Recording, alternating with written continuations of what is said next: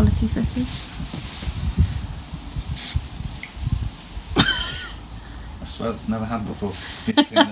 How's it going, guys? I hope you're all doing well out there today, wherever you are in the world.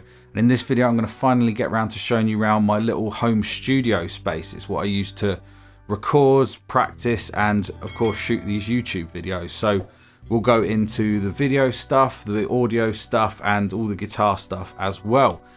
This has been much requested. I'm sorry it's taken so long, but to be honest, there's always something going on in this room.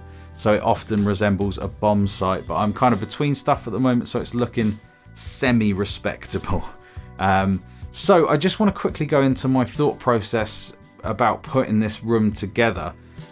We moved house about 1.5 years ago, and this was always earmarked to be a music room, but it was the last room in the house to really have any attention. There was a lot of stuff that needed doing in the main house, so that was the focus. So this kind of served as a dumping ground for my gear between gigs and things like that. I had a little recording set up, but nothing really set up to do anything major. When the pandemic hit last year, I decided that I wanted to start producing content for YouTube, as well as being able to do remote sessions because of couldn't travel and things like that.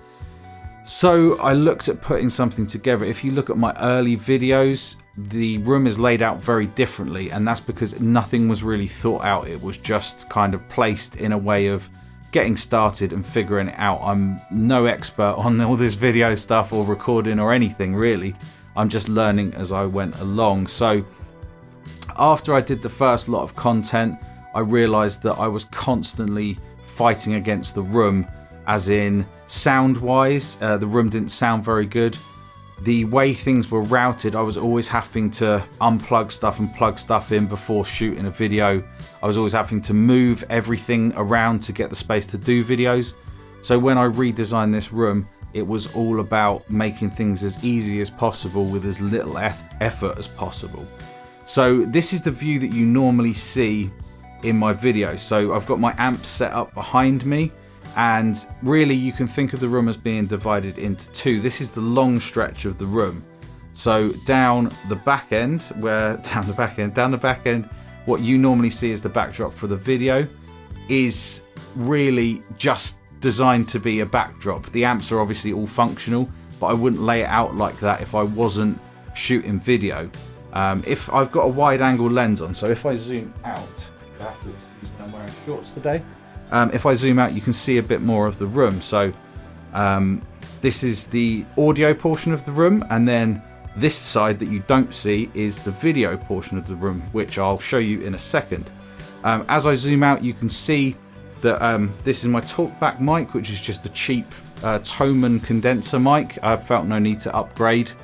Prior to actually putting this room together, the room was very reverberant, and you can really hear it on the talkback of my early videos. So I decided I wanted to acoustically treat it, but very much like when I started videos, I had no clue what I was doing. So I did research online and asked a few friends and figured out roughly what I wanted to do. I wasn't trying to make the room the perfect studio. I was just trying to improve the sound of it for both the talkback and for also mixing and listening back and sorting out the YouTube audio. And it's definitely done that. To put these up, I didn't want to just spray glue panels to the wall. So what I've actually done is these panels here and the one at the back. I bought some foam core board, and the acoustic panels are glued to the foam core board, and then in turn it's made them into a panel. And I've actually attached those to the wall with those command strips that are like Velcro, which is awesome because when I was putting them up, there was a few that I put up and then decided to move them, and you can do that really easily. Once you've spray glued them on, you've got no chance. And then if we ever move or I want to rearrange the room, it's very easy to do that. So you can see along these walls, I've got 3 panels that I've made up. In the corners, I've got bass traps. Bass build up in this room was really bad, so they've really helped. And then I've made a giant diamond. Oh, there it is. I'm looking in the screen. A giant diamond behind me to really deaden that wall, because at the front here is my listening position, so I want to reduce reflections off the back wall. It's not perfect, like I said, I'm breaking probably a million rules when it comes to this stuff, but it has really helped me. So we'll get into the guitar portion of things a little bit more as we go, but for now I'm going to spin you around so we can see the video and sort of studio area of the room at the other end. I wonder if I can do one of those hipster YouTube transitions. I'll wait till the edit to find out if that works or not. So you're now looking at the other end of the room that you don't see in videos very much. So this is where I capture my audio and record my video from. With the video especially, but also the audio to some extent, I'm still very much learning and I haven't had a massive budget. So a lot of the gear is very budget friendly, but I didn't see the point in rushing out and spending loads of money on gear when I've got no real idea how to use it. So starting with the video side of things, for lighting, I'm using these ESDDI softboxes that I got off Amazon. They've done me a great turn, but I feel like I'm starting to outgrow them because they don't have a brightness control. So I have to control the amount of light by just angling them different ways, which is becoming a bit of a hassle. But they are doing the job for now. I've got a borrowed, repurposed TV there that's acting as my video monitor so I can see what I'm filming when I'm sat over this end of the room. My camera is just a Canon EOS 100D. Again, very budget friendly, but does the job. It's just got the stock lens, but I've recently bought a newer wide angle adapter which fits on the end and gives me this much more wide angle to play with. Because it's quite cheap, it's not great quality, but it is helping with certain parts of the room getting a better shot. As I say, I capture the audio for the videos on a cheap Thomann condenser mic, which is just out of shop, and then that's all processed through Logic and then synced up in iMovie. I'm still using iMovie. I would like to upgrade to something else at some point, but the Mac I'm running, which is an iMac, I think it's a late 2009, I think, basically threatens to set fire to itself every time I render a big video, so I don't think it's going to take any major upgrades with video yet. So as I said, my DAW of choice is Logic Pro. You can see it whirring away in the background capturing the audio for this video. My studio monitors are Adam T7Vs, and they're not massively expensive monitors, but I preferred them to other monitors in the price range that I tried. They're just a little bit smoother and perhaps a little more pleasing. They're still flat, they're just not unflattering, if that makes any sense. So they're great. For interface, I get asked about this a lot. Again, budget friendly, I'm using the Behringer UMC 404 HD with 4 mic line inputs and some nice features with regards to output as well, which I'm getting a lot of use out of. I think the preamps in it sound really good. It's got good gain range before distortion, so I've got no real plans to upgrade. Underneath that, I've got an M Audio Oxygen MIDI keyboard for programming basic keys, pads, and occasionally drums. I'm not using any outboard at the moment. I was using an outboard compressor for talkback for videos and also doing Zoom calls, but I do it all in the box now. Then I've got a Yamaha SPX 90D rack unit under there that I use very, very occasionally, which is a cool piece, but not very often. So the acoustic treatment carries on down this end of the room as well. As you can see, I've got bass traps in the upper corners of the room to reduce that rumble and bass build up. And then I've got big sheets behind the monitors. They're rear ported, so reducing reflections behind it works really well.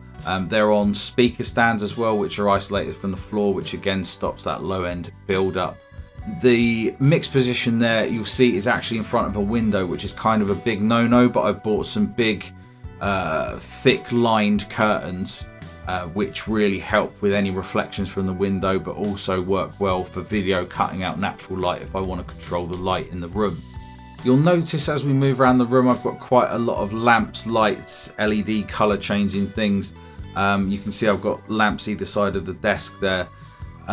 Some of it is for video, but some of it is just to, it's nice if you're working for long periods of time, editing or mixing, to change up the lighting every now and again. It just helps freshen things up and you don't feel so stagnant in the same room. On the subject of lighting, another workflow thing that's helped me out immensely is I've now got everything around the room on remote control plugs.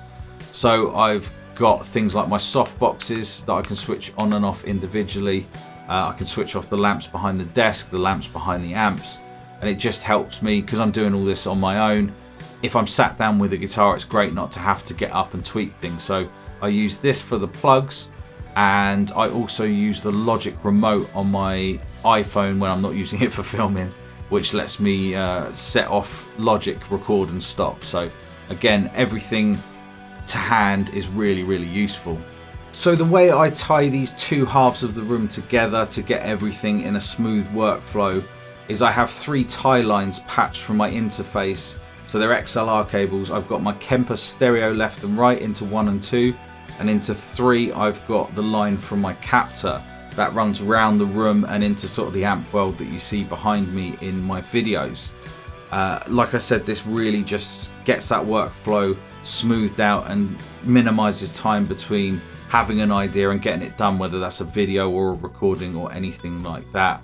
Another workflow thing that's helped me out massively is that I have a template set up in Logic. So when it launches, it gives me a preset that has my Kemper left and right on a channel, my captor on a channel with the IRs applied, and my talkback channel with the processing already on it. So I don't really process the guitars for anything, but the talkback has EQ, compression, gating, and it will also duck underneath the playing as well, so I don't have to edit it all.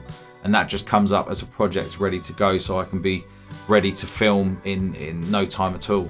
Then in the amp world, I've recently got this KHE amp switcher, which is an absolute godsend for me doing videos and for recording. So it lets me have 4 amp heads at any one time and 2 cabs, and I can switch any combination of them. I am going to do a full video on that very soon.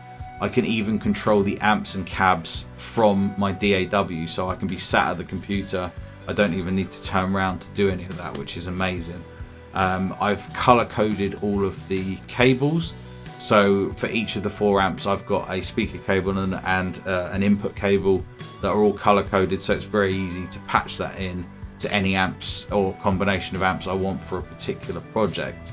The KHE audio switcher in conjunction with the amps then runs out to a 2-notes captor. So if you've ever watched any of my videos, unless it's been Kemper, more often than not you're listening to the 2-notes captor running a variety of IRs, very normally a greenback IR combination of a 57 and a 121. Using a load box, obviously it would be nice to mic cabs, but I'm in a terraced house here and the neighbours would go spare if I was doing that for the amount of time that I play to do these videos or any recording sessions. So I'm just going to quickly talk you through the amps that I've currently got hanging out here. I'm going to talk to you from this position, but I'll do close-up shots for you. So to my right, which will be on my left in videos, I have a VHT Pitbull 50CL, which is frankly one of my favourite high gain amps of all time, probably the favourite high gain amp of all time. I've then above that got a Jet City 50H head that was modified for me by Mr. Martin Kidd of Victory and Cornford fame. Quite a lot of mods actually to the preamp sound, and there was a few other bits and pieces he did. So it resembles more of a modded Marshall type thing now. Above that I've got the KHE amp switcher and the 2-notes. But I've got an EVH 5150 lunchbox head, which is a cool amp. I don't use it very much at the moment. I'm not sure if I'm going to keep hold of it, but it's a cool high gain amp. On my left now, but on my right in videos, at the bottom I've got the Laney LC32, which is my clean amp of choice for a lot of the videos. Had it for a long time now and it does the job. Above that is a recent acquisition, which is a Cherryatone HRM 50, which is a sort of Dumble style amp, which is quite cool. I'm still getting to grips with it, but it does that thing very, very well. And above that I've currently got on loan from a friend of mine a PRS MT15 head, which is a very cool amp actually. I was surprised how much I liked it. I've got that from him, and he's currently got my Marshall Origin that's normally sat behind me. Then on top of my pedal drawers that you've seen in another video, I've got my little rack with my Kemper. At the top I've currently got a 4-channel MG tube preamp underneath it, and then underneath that a Digitech GSP 1101. I think that about covers this side. Again, for lighting and things behind here, I've got like my lava lamp and a little light, like color changing lamp thing. And then what you can see, the light that lights up the background. I've got 2 LED tubes sat behind the amp stacks, and then I've just got a color changing outdoor halogen thing sat behind the amps that lights up the back wall. Shout out to my buddy Joe for recommending those to me. The only other thing that really hangs out in this room is my guitars. So I've got a guitar rack which normally sits on my left in videos with stuff to grab as and when, and then on the other side of the room I've got a Hercules dual stand for my most reached for guitars. So on there at the moment is my Sir Classic Pro and my FGN Odyssey, and then just behind that I've got a Jet City 212 cab which I use for gigging, and then my Laney LC15 combo, which you probably would have heard in videos. So I think that about covers everything in the room. I hope you got from it what you needed. You may notice a few weird jumps in this video where I've remembered stuff as I've gone, and then I'll edit it back in later. And I hope that perhaps it's given you a few ideas of streamlining your workflow if you do anything similar, whether it's recording or video. I'm really in a place now where everything flows a lot better, and it makes making content so much easier. So thanks for hanging out with me today, guys. I hope whatever you're doing with the rest of your day, it's awesome, and I'll see you in another video soon. Cheers.